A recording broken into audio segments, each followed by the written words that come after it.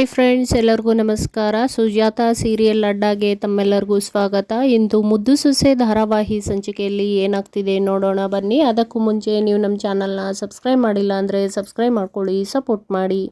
ಏನಾಯಿತು ಗೌಡ್ರೆ, ಇಷ್ಟೊತ್ತು ತುಂಬ ಖುಷಿಯಾಗಿ ರಾಜಾರೋಷವಾಗಿದ್ರಿ, ಈಗೇನು ಟುಸ್ ಪಟಾಕಿ ಆಗೋದ್ರಲ್ಲ ಅಂತ ಹೇಳಿ ವಿದ್ಯಾ ಕೇಳ್ತಾ ಇರಬೇಕಾದ್ರೆ ಭದ್ರೇಗೌಡ ಏನಿಲ್ಲ ಅಮ್ಮಮ್ಮ ಫೋನ್ ಮಾಡಿತ್ತಲ್ವೇ, ಅವರು ಹೇಳೋದು ಕೇಳಬೇಕಲ್ವಾ, ಹಿರಿಯರು ಏನೇ ಹೇಳಿದ್ರು ಅದರಲ್ಲಿ ಏನೋ ಉದ್ದೇಶ ಇರುತ್ತೆ. ಇವಾಗ ನೀನು ಬಸ್ರಿ ಅಲ್ವೇ, ಅದಕ್ಕೋಸ್ಕರ ಅಮ್ಮಮ್ಮ ಆ ಮಗುಗೆ ತೊಂದರೆ ಆಯ್ತದೆ, ಅದಕ್ಕೆ ನಿನ್ನಿಂದ ದೂರ ಇರು ಅಂತ ಹೇಳಿದ್ದಾರೆ ಅಂತ ಬೇಜಾರು ಮಾಡಿಕೊಂಡು ಭದ್ರೇಗೌಡ ಆಯಿತು ಅಂತ ಹೇಳಿ ಸುಮ್ಮನೆ ಮನಿಕೋತಾನೆ. ನಂತರ ವಿದ್ಯಾ ತುಂಬ ನೊಂದ್ಕೋತಾಳೆ.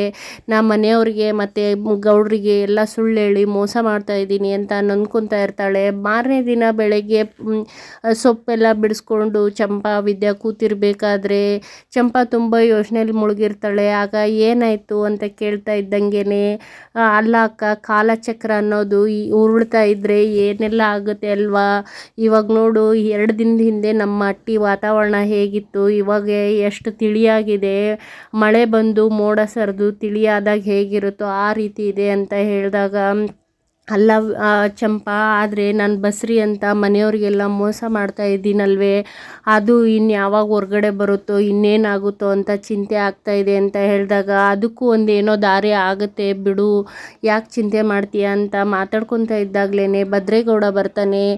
ಏನಮ್ಮಿ ನೀನು ಎಲ್ಲಂತ ಹುಡ್ಕೋದು ಅಂತ ಕೇಳಿದಾಗ, ಏನಾದರೂ ಬೇಕಿತ್ತ ಗೌಡ್ರೆ, ಏನು ಬೇಕು ಅಂತ ಕೇಳ್ತಿದ್ದಾಗ, ನನಗೇನು ಬೇಡ ಕಣಮ್ಮಿ, ನಾಳೆ ಬೆಳಿಗ್ಗೆ ಒತ್ತಾರಿಕೆನೆ ಆಸ್ಪತ್ರೆಗೆ ಹೋಗಿ ಇವಾಗ ನಿನ್ಗೆ 5 ತಿಂಗಳಲ್ವೇ ಸ್ಕ್ಯಾನಿಂಗ್ ಮಾಡಿಸ್ಕೊ ಬರೋಣ ಅಂತ ಹೇಳ್ತಿರ್ತಾನೆ. ಅದಕ್ಕೆ ಸ್ಕ್ಯಾನಿಂಗ್ಗೆ ಮೊನ್ನೆ ತಾನೇ ಮಾಡಿಸಿರೋದು ಮತ್ತ್ಯಾಕೆ ಅಂತ ಕೇಳ್ತಿರ್ತಾರೆ.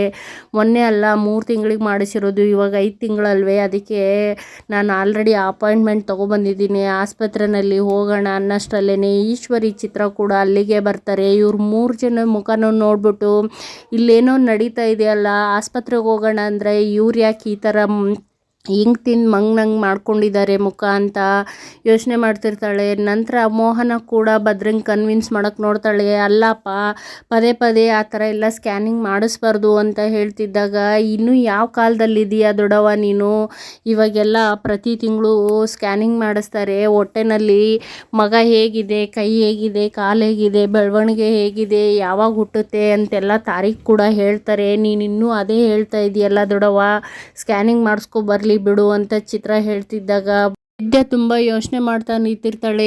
ಏನಾದರೂ ಆಗಲಿ ಈ ಸತ್ಯನ ಹೇಳ್ಬಿಡೋದೇ ಒಳ್ಳೆಯದು, ಇನ್ನೂ ಮುಂದುವರ್ಸ್ಕೊಂಡು ಹೋದರೆ ಸಂದಾಕಿರೋಕ್ಕಿಲ್ಲ, ಏನಾದರೂ ಆಗಲಿ ಹೋಗಿ ಬರಬೇಕು, ಆಯಿತು ನಡೀರಿ ಗೌಡ್ರೆ ಅಂತ ಹೇಳ್ತಿದ್ದಾಗ, ಈಗಲ್ಲ ನಾಳೆ ಒತ್ತಾರಿಕೆ ಅಪಾಯಿಂಟ್ಮೆಂಟ್ ಕೊಟ್ಟಿದ್ದಾರೆ, ಹೋಗಿ ಬರೋಣ, ಅವ್ವ ನೀನು ಬಾ, ಒಬ್ರು ಯಾರಾದರೂ ಹೆಣ್ಮಕ್ಳಿದ್ರೆ ಒಳ್ಳೇದಲ್ವೇ, ಜೊತೆಗೆ ನೀನು ಬಾ, ರೆಡಿಯಾಗು ಅಂತ ಹೇಳ್ತಿದ್ದಾಗ, ನಂತರ ಆಯಿತು ಅಂತ ಅವ್ರು ಮೋಹನ ಹೇಳ್ತಾರೆ, ನಾಳೆ ಮಗುನ ನಾನು ಟಿ ವಿನಲ್ಲಿ ನೋಡ್ಬೋದು, ಅದಕ್ಕೆ ಅಂತ ತುಂಬ ಎಕ್ಸೈಟಾಗಿ ಮಾತಾಡ್ತಿರ್ಬೇಕಾದ್ರೆ ಈಶ್ವರಿ, ನಾನು ಬರ್ತೀನಿ ಕಣ ಭದ್ರ ಅಂತ ಹೇಳಿದ್ದಕ್ಕೆ, ಆಯಿತು ಕಣೆ ಚಿಕ್ಕವ, ನೀನು ಬೆಳಿಗ್ಗೆ ಒತ್ತಾರಿಕೆ ರೆಡಿ ಆಗಿಬಿಡು, ಎಲ್ಲ ಒಟ್ಟಿಗೆ ಹೋಗ್ಬಿಟ್ಟು ಬರೋಣ ಅಂತ ಹೇಳ್ತಿರ್ತಾನೆ. ನಂತರ ಈಶ್ವರಿ, ಯಾಕೆ ಇವರು ಈ ಥರ ಇದ್ದಾರೆ ಅಂದರೆ ಇಲ್ಲೇನೋ ಇದೆ, ನಾನು ಹೋಗಿ ಬರಬೇಕು ಅಂತ, ಏನಕ್ಕ ನಿಮ್ಮ ಮೊಮ್ಮಗನ್ನ ನಾನು ನೋಡಬಾರ್ದೆ ಅಂತ ಕೇಳಿದಾಗ, ಹಾಗೇನಿಲ್ಲ ಈಶ್ವರಿ, ಆ ಥರ ಹೇಳಿದ್ದಲ್ಲ ನಾನು ಅಂತ ಹೇಳ್ತಿದ್ದಾಗ, ಹಂಗಲ್ಲಕ್ಕ, ಅದು ಈ ಮನೆದೇ ಅಲ್ವೇ ಅಂತ ಹೇಳ್ತಿರ್ತಾಳೆ.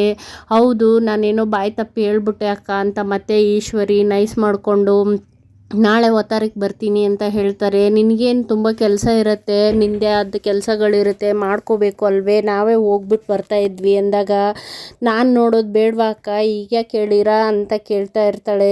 ಭದ್ರನ್ಗಿಂತ ಜಾಸ್ತಿ ನನಗೆ ಉತ್ಸಾಹ ಇದೆ, ಯಾವಾಗ ಈ ಮನೆ ಮೊಮ್ಮಗನ ನೋಡ್ತೀನಿ ಅಂತ ಅನ್ನಿಸ್ತಾ ಇದೆ ಅಂತ ಹೇಳಿದಾಗ, ಮೋಹನ ಬೇರೆ ದಾರಿ ಇಲ್ಲದೆ ಆಯಿತು ಒತ್ತಾರಿಕೆ ರೆಡಿಯಾಗು ಅಂತ ಹೇಳ್ತಾರೆ. ನಂತರ ವಿದ್ಯಾ ತುಂಬ ಬೇಜಾರು ಮಾಡಿಕೊಂಡು ಅವ್ರ ಅವ್ವನಿಗೆ ಕಾಲ್ ಮಾಡಿ ಮಾಡ್ತಾಳೆ. ಯಾಕೆ ವಿದ್ಯಾ ಏನಾಯಿತು ಅಂತ ಹೇಳಿದಾಗ, ಇನ್ನೇನು ಆಗಬೇಕವ್ವ, ನೀನು ಹೇಳಿರೋ ಸುಳ್ಳಿಂದ ನಾನು ಪ್ರತಿದಿನ ಇಲ್ಲಿ ಸಾಯ್ತಾ ಇದ್ದೀನಿ.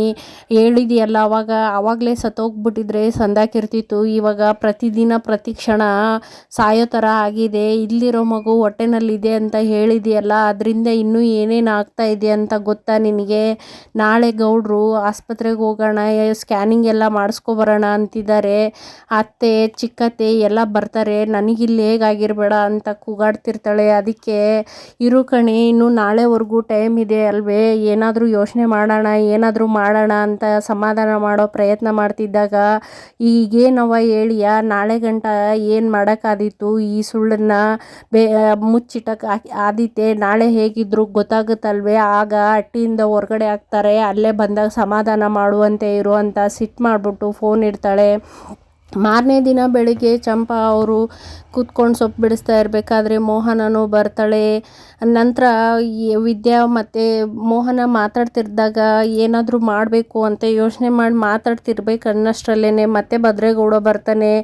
ಏನಮ್ಮಿ ಹೊರಡೋದ ಅಂತ ಹೇಳಿದಾಗ, ಆಯಿತು ಗೌಡ್ರೆ ಹೊರಡೋಣ ಅಂತ ಹೇಳ್ತಿರ್ತಾರೆ. ತಡಿ, ಚಿಕ್ಕವ್ವ ಬಂದಿಲ್ಲ ಇನ್ನು, ಚಿಕ್ಕವ್ವನ ಜೊತೆ ಹೋಗೋಣ ಅಂತ ಹೇಳಿದಾಗ, ಅವ್ರು ಯಾಕೆ ಭದ್ರಾ, ಅವಳಿಗೇನಾದರೂ ಮುಖ್ಯವಾದ ಕೆಲಸ ಇರಬೇಕು, ಇರಲಿ ಬಿಡು ನಾವಷ್ಟೇ ಹೋಗ್ಬಿಟ್ಟು ಬರೋಣ ಅಂತ ಹೇಳಿದಾಗ, ಇಲ್ಲ ಚಿಕ್ಕವ್ವನೂ ಬರ್ತೀನಿ ಅಂತ ಹೇಳಿರೋದಲ್ವೇ ಅಂತ ಹೇಳಿ ಚಿಕ್ಕವ್ವ ಅಂತ ಕೂಗ್ತಾ ಇರ್ತಾನೆ. ಅಷ್ಟರಲ್ಲೇ ಏನು ಭದ್ರಾ ಬಂದೇ ಇರು ಅಂತ ಹೇಳಿ ಈಶ್ವರಿ ಕೂಡ ಬರ್ತಾಳೆ.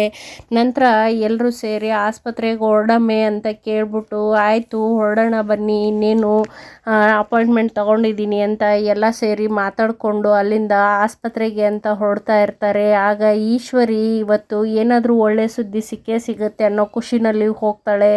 ಚಿತ್ರ ಕೂಡ ನಮ್ಮವ್ವ ಇಷ್ಟೆಲ್ಲ ಮಾಡಿಬಿಟ್ಟು ಅವ್ರ ಜೊತೆಗೆ ಹೋಗಿದ್ದಾಳೆ ಅಂದರೆ ಬರುವಾಗ ಒಂದು ಒಳ್ಳೆ ಸುದ್ದಿನೇ ತಗೊಬರ್ತಾಳೆ ಅಂತ ಹೇಳಿ, ನಂತರ ಚಂಪಾಗೆ ನನಗೆ ಜ್ಯೂಸ್ ಬೇಕು, ಬೀಟ್ರೂಟ್ ಜ್ಯೂಸ್ ಮಾಡಿಕೊಂಡು ರೂಮ್ ತಂದುಕೊಡು ಅಂತ ಹೇಳ್ಬಿಟ್ಟು ಹೋಗ್ತಾರೆ.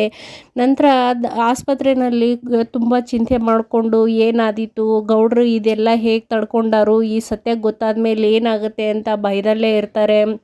ಇದೆಲ್ಲನೂ ನೋಡಿಕೊಂಡು ಈಶ್ವರಿ ಇವರೇನೋ ಮುಚ್ಚಿಡ್ತಾ ಇದ್ದಾರಲ್ಲ ಅಂತ ಅನುಮಾನ ಪಡ್ತಾ ಇರ್ತಾಳೆ. ಆಗ ಮೋಹನ, ಈಗ ಭಯ ಆಗ್ತಾ ಇದ್ದೀತೆ ಅಂತ ಕೇಳಿದಾಗ, ಹ್ಞೂ ಅತ್ತೆ, ನನಗೆ ಇವ್ರು ಏನು ಮಾಡ್ಕೋತಾರೆ ಏನು ಬಿಡ್ತಾರೆ ಅಂತ ಚಿಂತೆ ಆಗಿದೆ, ಈ ಸುಳ್ಳನ್ನು ಹೇಳಿದ ಮೇಲೆ ಅವ್ರು ಹೇಗೆ ತಡ್ಕೊಂಡಾರು ಅಂತ ಚಿಂತೆ ಆಗ್ತಿದೆ ಅಂತ ಹೇಳ್ತಿದ್ದಾಗಲೇ ರತ್ನನೂ ಆಸ್ಪತ್ರೆಗೆ ಅಂತ ಬಂದಿರ್ತಾಳೆ. ಅವರು ಎಲ್ಲರನ್ನೂ ನೋಡ್ಬಿಟ್ಟು ಗಾಬರಿ ಆಗ್ತಾಳೆ. ಆ ಕಡೆ ಈ ಕಡೆ ಇಬ್ಬರು ಅತ್ತಿದೇರು ಕೂತಿದ್ದಾರಲ್ಲ, ಏನಪ್ಪ ಮಾಡೋದು ಅಂತ ಚಲುವರಾಜಿಗೆ ಕಾಲ್ ಮಾಡಿಬಿಟ್ಟು, ನಾನು ಆಸ್ಪತ್ರೆಗೆ ಬಂದಿದ್ದೀನಿ ಕಣಯ್ಯ, ಆದರೆ ಈಶ್ವರಿ ಅಮ್ಮವರು ಮೋಹನ ಅಮ್ಮವರು ಅವರ ಪಕ್ಕದಲ್ಲೇ ಕೂತಿದ್ದಾರೆ, ಏನು ಮಾಡೋಕ್ಕಾದೀತು ಅಂತ ಹೇಳಿ ಚಲುವರಾಜ್ ಹತ್ರ ಮಾತಾಡ್ತಿರ್ತಾಳೆ. ನಂತರ ವಿದ್ಯಾನ ಹಾವ ಭಾವ ಎಲ್ಲ ನೋಡ್ಬಿಟ್ಟು ಮತ್ತೆ ಬಂದು ಪಕ್ಕದಲ್ಲಿ ಕೂತ್ಕೊಂಡ್ಬಿಟ್ಟು, ಏನು ವಿದ್ಯಾ ಇವಾಗಲೇ ಇಷ್ಟೊಂದು ಭಯ ಪಡ್ತಾ ಇದ್ರೆ ಹೇಗೆ ಅಂತ ಟಾಂಗ್ ಕೊಡ್ತಾ ಇರಬೇಕಾದ್ರೆ, ಏನಾಯಿತು ಚಿಕ್ಕತ್ತೆ ಅಂತ ಕೇಳ್ತಾಳೆ. ಅಷ್ಟರಲ್ಲೇ ಭದ್ರೇಗೌಡ ಬಂದು, ಈಗ ಒಬ್ಬರು ಒಳಗಡೆ ಇದ್ದಾರೆ, ಇನ್ನೊಬ್ರು ಆಗಿದ್ಮೇಲೆ ನಮ್ಮದೇ ಬರುತ್ತೆ, ಹೋಗಬೇಕು ಅಂತ ಹೇಳ್ತಾನೆ.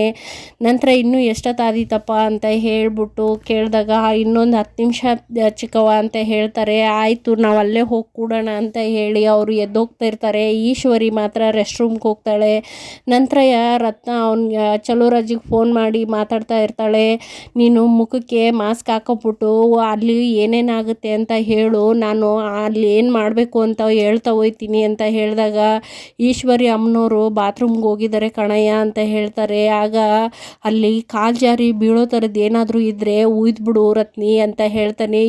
ಏನಯ್ಯ ಹೇಳ್ತಾ ಇದೆಯಾ ಅಂದಾಗ, ಹೇಳಿದ್ದಷ್ಟೇ ಮಾಡು ಅಂತ ಹೇಳಿ ಅಲ್ಲೇ ಇರೋ ಫಿನೈಲ್ ತೊಗೊಂಡ್ಬಿಟ್ಟು ಬಾತ್ರೂಮ್ ಮುಂದೆಗಡೆ ಸುರಿತಾ ಇರ್ತಾಳೆ. ಇತ್ತ ವಿದ್ಯಾ ಅಂದರೆ ಯಾರು ಅಂತ ನರ್ಸ್ ಬಂದು ಕೇಳ್ತಾ ಇದ್ದಾಗ, ನಾವೇ ಅಂತ ಹೇಳ್ಬಿಟ್ಟು ಖುಷಿಯಿಂದ ಭದ್ರೇಗೌಡ, ವಿದ್ಯಾ, ಮೋಹನ ಎಲ್ಲರೂ ಕೂಡ ವಾರ್ಡ್ ಒಳಗಡೆ ಹೋಗ್ತಾರೆ. ನಂತರ ಅಲ್ಲಿಗೆ ಈ ಸಂಚಿಕೆ ಮುಗಿಯುತ್ತೆ. ಧನ್ಯವಾದಗಳು.